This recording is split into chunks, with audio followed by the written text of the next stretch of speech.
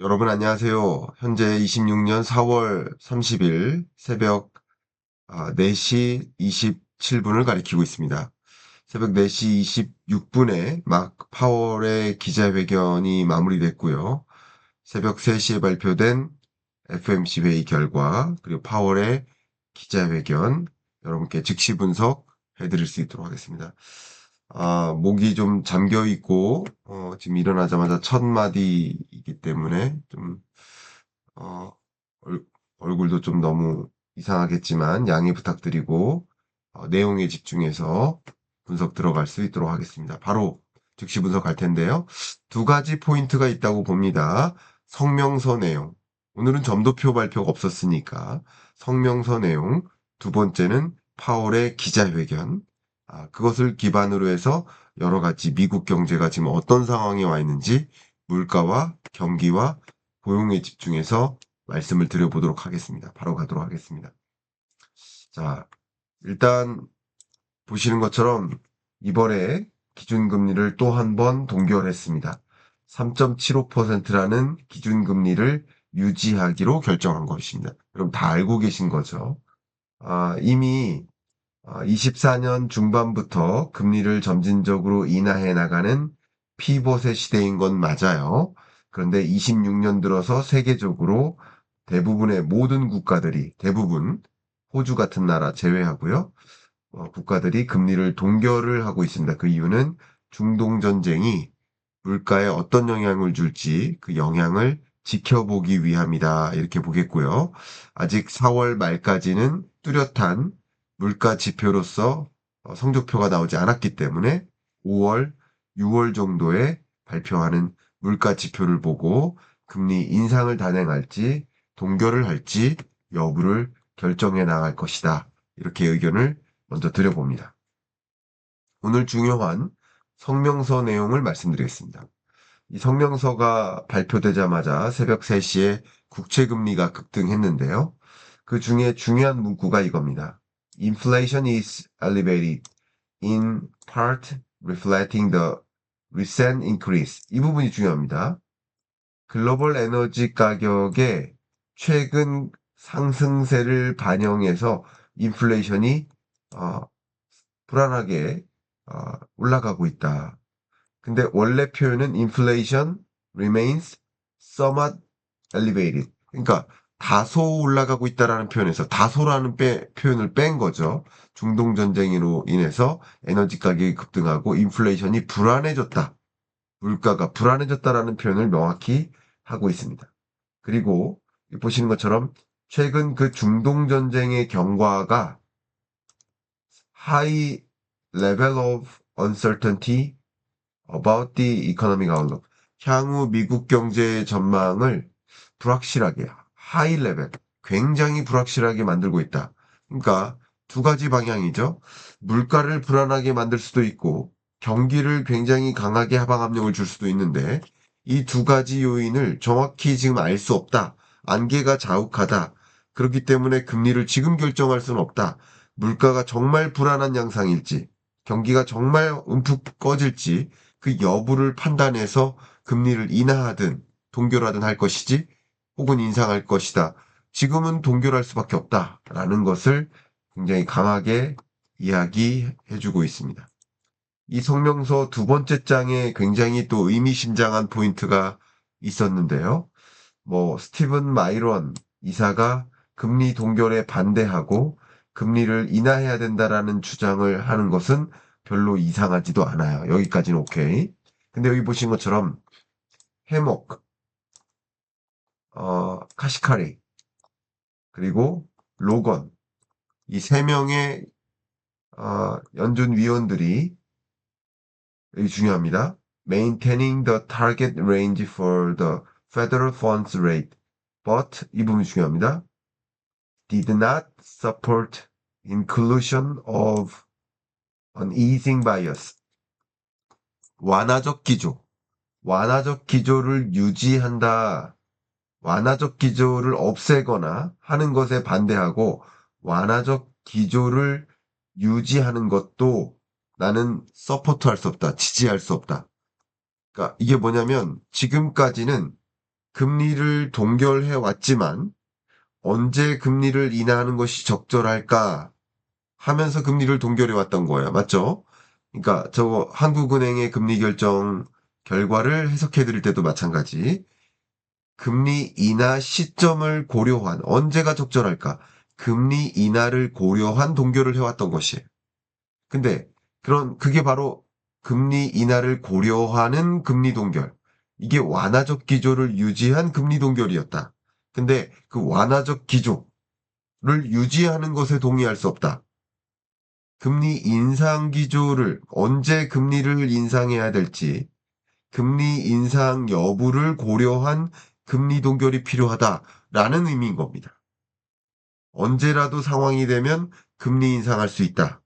금리 인상 가능성을 표명한 거라고 볼 수 있겠습니다.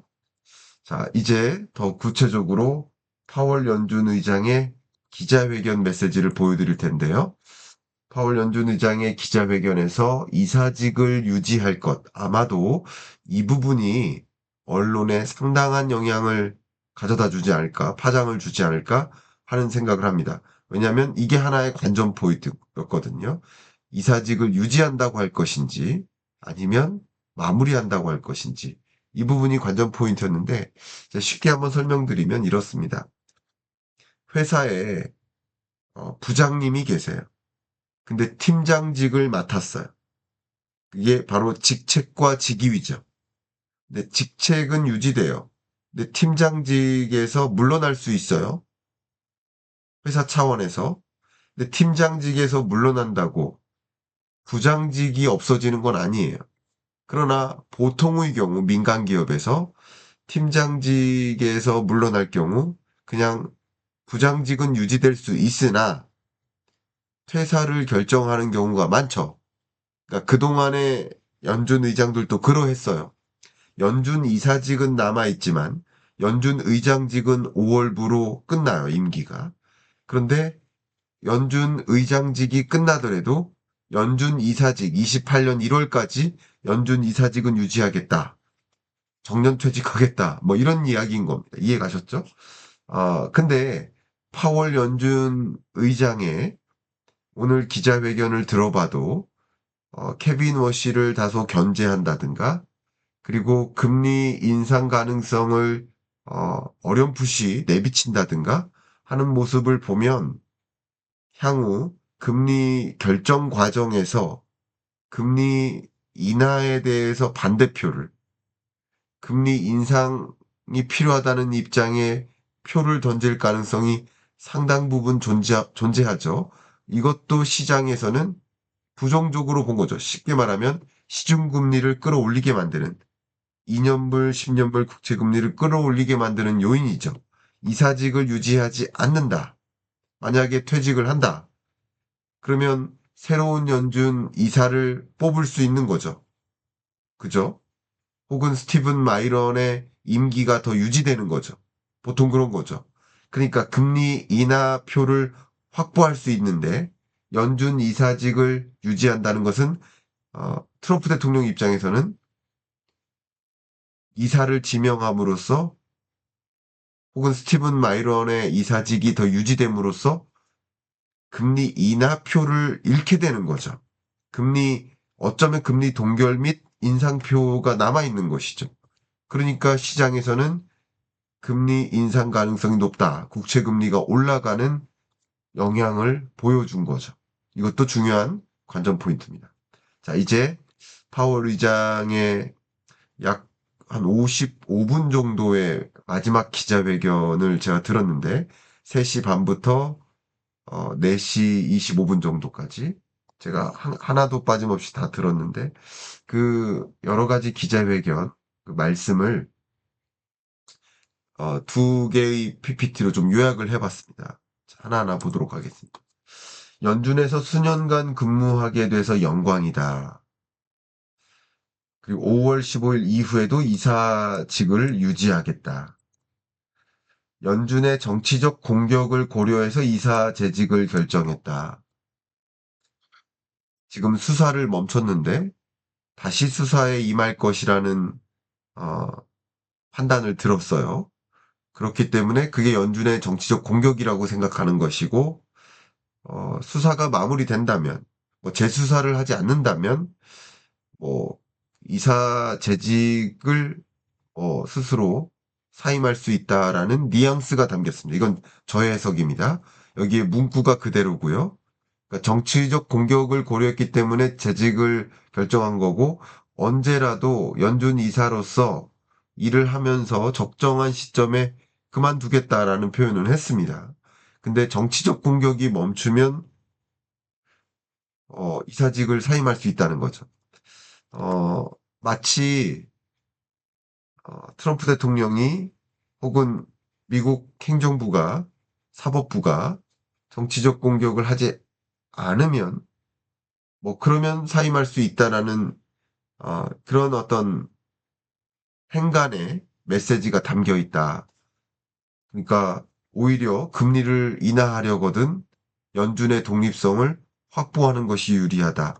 제가 자주 비유하는데 태양과 바람이 싸워요. 나그나의 자켓을 벗기려고. 근데 어, 바람이 막 불수록 자켓을 더 조미는 거예요. 근데 태양처럼 따뜻하게 햇볕을 비칠 때 알아서 더우니까 자켓을 벗죠.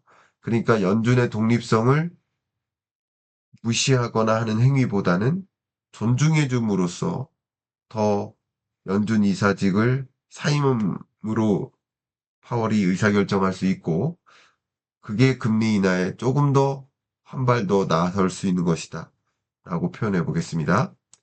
자, 이사로서 의장을 존중하며 일하겠다. 그냥 평범한 이사로서 일하겠다.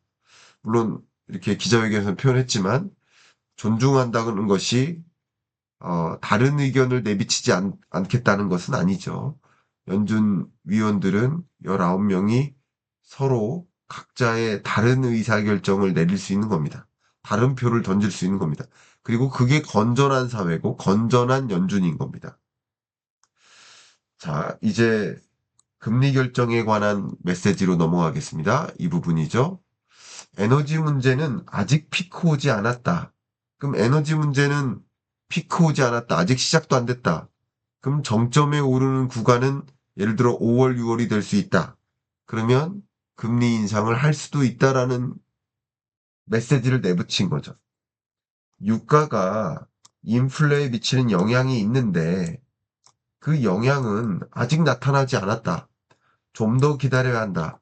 제가 그동안 많이 말씀드렸던 게 국제 유가가 치솟으면 수입 물가에 반영이 되고 그게 생산자 물가에 반영이 되고 소비자 물가에 반영이 돼요. 아직 물가 데이터로는 반영이 잘 안 되고 있다. 특히 5월에 4월 물가가 발표되니까 아직 물가가 발표되지 않은 겁니다. 3월 물가밖에 안 보고 있는 거예요. 3월 물가에는 채 반영이 안 되고 있는 것이죠. 그러니까 아직 성적표도 없는데 지금 내 성적이 좋아졌는지 나빠졌는지 내가 예단할 수 없다. 시험을 보고 성적표가 나와야죠. 그걸 보고 금리를 결정하겠다. 그러나 지금 보면 물가 상승 우려가 있기 때문에 금리 인상 가능성은 있다라고 내비친 겁니다. 적어도 파월 입장에서는 기자회견을 그렇게 한 겁니다. 문구 수정에 관해서 활발한 논의를 거쳤다. 그 완화적 기조를 유지할 것인지 여부에 대해서 굉장히 의견이 분분했다. 반반 갈려 있다. 방금 보여드렸던 성명서에 그게 내비쳐 있죠. 3명의 위원들이 완화적 기조를 유지하는 것에 동의하지 않는다. 누군가는 완화적 기조를 그래도 동의하고 누군가는 동의하지 않는다. 첨예하게 갈리는 겁니다. 그럼 파월은 어떤 사람일까요? 지금까지의 뉘앙스로 보면 역시 완화적 기조를 유지하는 것에 반대하는 인물이죠. 그럼 4명 정도가 반대하는 인물이 되었다. 다음 FMC 회의 때. 이것은 어쨌든 금리 결정에 영향을 주죠. 케빈 워시 혼자 금리를 결정하는 것이 아니기 때문에 아무리 금리 인하를 단행하고 싶어도 금리 인하를 단행할 수 없죠. 그리고 이런 체제가 건전한 거죠. 한국은행 총재가 혼자 금리 동결해야 돼. 그럼 나머지 위원들도 맞습니다. 총재님 말씀이 맞습니다. 이게 좋은 결정입니까? 각자 다양한 의견을 내비치면서 지금 그런 것이 좋지 않습니다. 지금 이런 입장입니다. 이렇게 이야기하는 것이 건전한 사회고 그 토론이 유지되는 것이 좋은 것이죠. 그죠? 다양한 의견이 나와야 좋은 더 합리적인 의사결정을 내리는데 도움이 될 가능성이 있겠습니다. 노동시장은 걱정하지 않는다. 그러니까 노동시장 걱정해서 금리 인하할 필요 없다. 금리 인하할 필요는 없다. 그러나 물가는 걱정된다 이거예요. 노동시장은 걱정 안 된다. 현재 금리 인하를 단행할 수도 있고 인상을 단행할 수도 있는 위치다. 지금 중립금리다라는 거죠, 거의. 금리 인상이 필요하다면 언제라도 그렇게 이동할 수 있다. 지금 금리는 중립금리다. 지금 중립금리는 3에서 4% 수준이라고 보는데, 어쨌든 지금 중립금리가, 지금 연준의 금리가 3.75에서 운용되고 있으니까, 중립금리보다는 살짝 상단의 위치에 있다. 그렇기 때문에 유지하고 있다. 금리를 유지하는 것이 적절하다. 그러나, 금리 인상이 필요시, 물가가 피크를 찍을 시, 물가 상승률이 너무 높을 때, 그때는 금리 인상을 단행할 수 있다. 지금 중동 전쟁이 성장 리스크도 주고 물가 리스크도 주지만 물가 리스크가 더 크다라는 뉘앙스를 많이 내비쳤습니다. 조금 이따 표를 통해서 말씀드릴게요. 바로 표를 보여드리겠습니다. IMF의 진단인데요.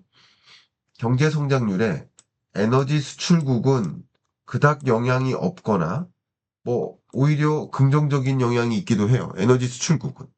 근데 에너지 수입국은 경제 성장률에 상당한 충격을 받아요.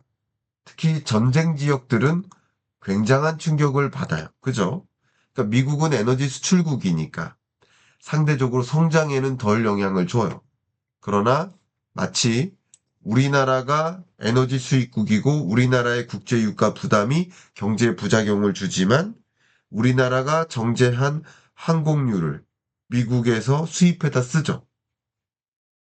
미국이 수입하고 있는 항공유의 70%가 한국산입니다. 그러니까 항공유가 올라요. 그게 물가 상승에는 영향을 주죠. 바로 그겁니다. 경제적으로는 덜 영향을 받지만 물가에는 영향을 준다. 그러니까 성장 리스크도 있고 물가 리스크도 있지만 다소 물가 리스크가 높다라는 해석을 해봅니다. 그러니까 금리 인상 가능성도 있다라는 겁니다. 아직 금리 인상하겠다라는 단언을 하는 건 아니지만 향후 경과에 따라서 할 수도 있다라는 뉘앙스를 내비친 것이라고 볼 수 있겠습니다. 자, 그다음 연준의 독립성을 위해서 행정부는 선을 지켜줘야 된다. 법을 굉장히 강조했습니다. 어떻게 독립성이 유지될 수 있느냐. 이 부분이 어쩌면 기자들이 파월의 마지막 기자회견, 연준 의장으로서는 마지막 기자회견답게 적절한 질문을 준 것 같아요. 어떻게 해야 독립성을 지키느냐? 법을 준수하고 행정부는 적당하게 독립성을 지켜주는 그게 좋은 의사결정을 내릴 수 있는 것이다. 연준은 정치적 고려에 휘둘리지 않을 것이다. 이게 중요한 표현이죠. 연준은 두 가지 책무만을 고려하고 그동안 어떤 걸 잘했다, 어떤 걸 못했다, 가장 자랑스럽게 생각하는 게 뭐냐? 연준 의장으로서 지금 오랜 기간 의장직을 수행했는데 가장 잘한 일이 뭐냐? 하나만 꼽아서 얘기해달라. 하나만 꼽을 순 없다. 연준은 두 가지 책무, 물가 안정과 최대 고용을 지켜내기 위해서 노력한다.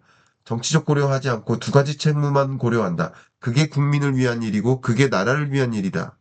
나는 모든 위원들이 함께 금리 결정에 참여해 주셔서 그 모든 위원들이 자랑스럽다. 내가 자랑스러운 일은 내가 금리 결정한 것이 아니라 모든 위원들이 함께 이 어려운 난제에 동참해서 함께 하나하나의 의사결정을 내려줘서 고맙다. 저는 연준 의장으로서 이 세계 경제 역사에 남을 이 중요한 시점을 마무리하는 국면에 또 연준 의장으로서 제가 죄송하네요. 말이 계속 꼬입니다. 곧 잠이 깰 것 같습니다. 머리도 이제 안정화되는 것 같고, 어, 그러나 제가 파월 의장의 마지막 기자회견을 놓고 저도 의견을 드린다면 수고하셨다. 수고하셨다. 어쨌든 표면적일지는 몰라도 정치적 고려에 휘둘리지 않고 그 두 가지 책무를 강조하고 독립성을 강조하는 그 메시지를 준 것은 연준 의장직으로서 정말 잘한 일이다. 라고 제가 감히 어, 연준 의장에 대한, 파월 연준 의장에 대한 평가적 의견을 드리겠습니다. 자, 이제 마지막으로 퀵하게 지금 미국 경제가 정말 어떤 상황이길래 물가 상황, 또 경기 상황, 고용 상황, 어떤 상황이길래 지금 금리를 동결하는 것인지, 그리고 금리 인상 가능성이 있다고 확인할 수 있을지 지금 지켜보겠습니다. 자, 미국 물가 상황은 이미 정점을 찍었었고, 디스인플레이션 상황으로 내려오고 있었던 국면이에요. 큰 틀에서 말이죠. 그래서 피봇의 시대가 온 것이고, 그래서 점진적으로 금리를 인하해왔던 것입니다. 근데 최근 물가 상승률을 보면 3월 물가가 튀었죠. CPI가. 그리고 4월 물가는 더 튈 수도 있다. 튈 거라고 예단하는 건 아니에요. 만약에 이렇게 더 튈 거라고 예단했다면 오늘 금리를 인상했어야죠. 몰라요. 그러나 더 올라갈 개연성이 있다라고 판단한 겁니다. 그러면 그때는 금리 인상을 단행할 수도 있다라는 뉘앙스를 내붙인 겁니다. 사실 더 중요한 건 이 점도표뿐만 아니라 점도표래요. 기여도 분석을 해보면 3월에는 고작 에너지 물가만 반영된 거예요. 아직 에너지 물가가 상승하고 그게 근원 서비스나 근원 물가에 영향을 미치는 과정은 4, 5월 물가에 있다. 그러니까 아직 물가가 피크가 아니다라는 뉘앙스입니다. 그리고 오늘 밤 9시 반에 저녁이죠. 한국 시간 기준으로 PC 데이터가 나올 텐데요. 아직은 PC 데이터가 이런 흐름이에요. 근데 3월 PC는 더 오르지 않을까라고 생각을 하고 근원 물가가 그리고 헤드라인 물가가 얼마나 오를지를 확인해야 됩니다. 또 이것을 오늘 저녁에 라이브를 통해서 말씀드리겠으니까 라이브 찾아오시길 바라고 향후 이 CPI와 PCE가 어떻게 더 오를지 여부가 금리 인상 기조에 대한 시장의 예민한 판단, 금리 인상 가능성이 높아 하면서 시장이 주식시장에서 주식을 내버리고 현금화하는 움직임이 있을지 판단하는 가장 중요한 기준이 될 것이라고 봅니다.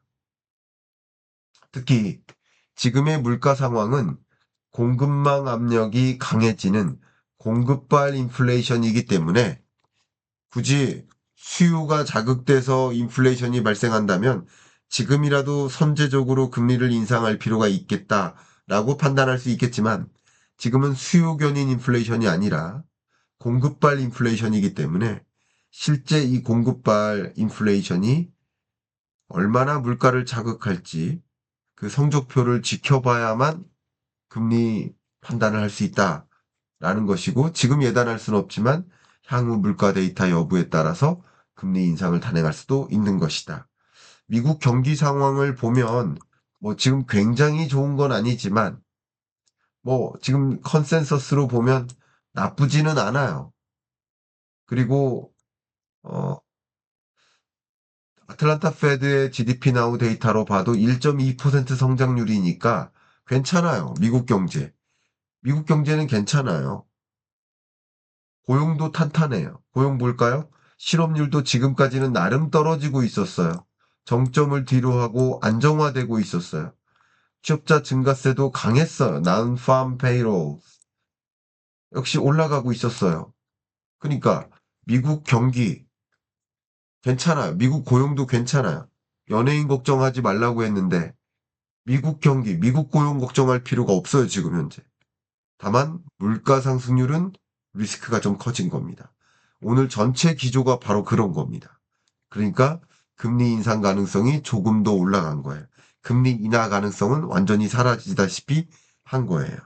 그렇기 때문에 오늘 국채금리가 오르고 시장에는 부정적으로 작용한 것이다. 이렇게 이해하시면 좋겠습니다. 자, 이제 결론을 지어보면 이제 파월의 금리 결정, 파월의 연준 의장은 끝난 겁니다.